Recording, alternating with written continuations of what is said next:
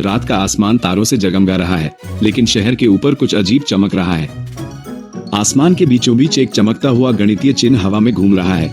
उसकी सुनहरी रोशनी पूरी सिटी पर बिखर रही है।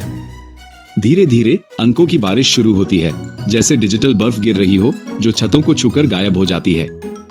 तभी एक रहस्यमय आवाज गूंजती है, राइटो की आवाज। कहते हैं नंबर कभी झूठ नहीं बोलते।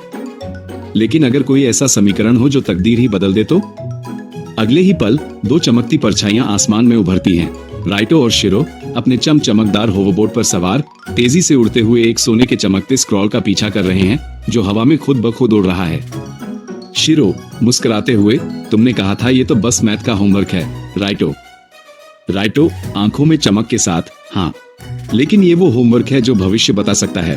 अचानक स्क्रॉल तेज रोशनी से फट पड़ता है और स्क्रीन पर जोरदार म्यूजिक के साथ टाइटल उभरता है, राइटो और शिरो, द इक्वेशन ऑफ डेस्टिनी। राइटो और शिरो चौकन्ने होकर बाहर की तरफ देखते हैं। कुछ बड़ा होने वाला है। शहर के ऊपर रात का आकाश अजीब तरह की एक संख्याओं की भयंकर तूफान में बदल जाता है जो डिजिटल भूकंप की तरह घूम रही हैं। तूफान के बीच में उड़ता है डॉक्टर नल, एक रहस्यमय छाया जो काले ऊर्जा के आवरण में लिपटा है। उसकी आंखों में खतरनाक चमक है। उसकी आवाज पूरे शहर में गूंजती है, सत्य तो बेकार है, समीकरण ही तकदीर तय करे। तुरंत नीचे लोग अपनी यादों और विचारों के टुकड़े देखते हैं जो उड़ते गणितीय प्रतीकों में बदल जाते हैं और तूफान में विलीन हो जाते हैं। बिना समय गवाए राइटो और शिरो कार्रवाई में कूदते हैं। अपने चमकदार होवरबोर्ड पर छतों से उड़ते हैं।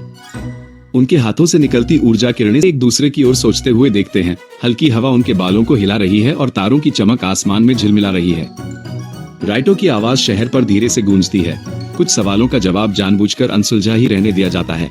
अगले बार तक स्क्रीन धीरे धीरे काली हो जाती है और हवा में तैरती संख्याओं की हल्की चमक रहस्य और रोमांच की झलक देती है, आने वाले नए रोमांच का इशारा करती हुई।